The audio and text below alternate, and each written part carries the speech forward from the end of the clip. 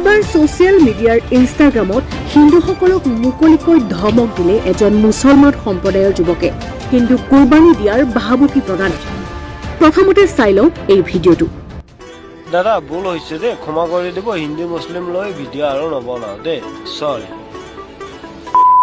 এইটো ভাবিছ নেকি তহঁতৰ ওচৰত মই ক্ষমা খুজিম ন, মাফ খুজিম? পবিত্ৰ ঈদৰ দিনাই কামৰূপ জিলাৰ বকোত আটক হ'ল ছানিউৰ ৰহমান নামৰ এগৰাকী ইছলাম ধৰ্মী যুৱক। ছ'চিয়েল মিডিয়াৰ ছানি ভাই নামৰ ইনষ্টাগ্ৰাম পেজৰ এখন বিলাসী বাহনত বহি হিন্দু বিৰোধী সাম্প্ৰদায়িক হিংসাৰ মন্তব্য।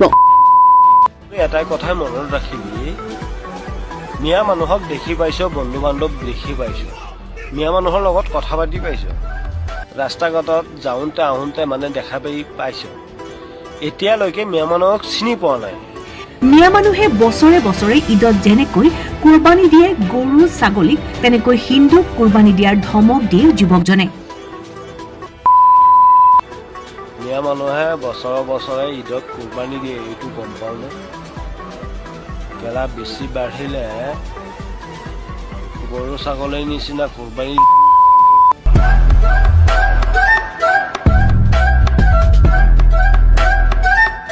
অৱশেষত বকো থানাৰ নাগৰিক সমিতিৰ এজাহাৰৰ ভিত্তিত সোণতলী অঞ্চলৰ পাথালিপাৰা গাঁৱৰ গাজিবুৰ ৰহমানৰ পুত্ৰ ছানিউৰ ৰহমানক বকো আৰক্ষী থানাৰ ভাৰপ্ৰাপ্ত আৰক্ষী বিষয়া মুন্না পাছনিৰ নেতৃত্বত যুৱকজনক আটক কৰে। আজি ছানিউৰ ৰহমানক জেল হাজতলৈ পঠোৱাৰ বাবে যাৱতীয় ব্যৱস্থা গ্ৰহণ কৰা হৈছে।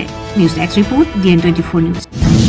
যোৱাকালি আমি ইনষ্টাগ্ৰামত এটি ভিডিঅ' আমি প্ৰত্যক্ষ কৰোঁ, যিটো ভিডিঅ'ত মানে এজন মুছলমান সম্প্ৰদায়ৰ যুৱকে হিন্দু সম্প্ৰদায়ক বৰ বেয়াকৈ আঘাত লগাকৈ তেওঁ অশ্লীল গালি গালাজেৰে মাৰিম কাটিম এনেকুৱা ধৰণৰ মন্তব্য কৰি পেলাই এটি ভিডিঅ' বনাইছিলে। তাৰ ফলত মানে আমি খুবেই দুখ প্ৰকাশ কৰিছোঁ আৰু আমাৰ অঞ্চলতে এনেকুৱা এটা ঘটনা ঘটিলে আমি খুব দুখ পাইছোঁ।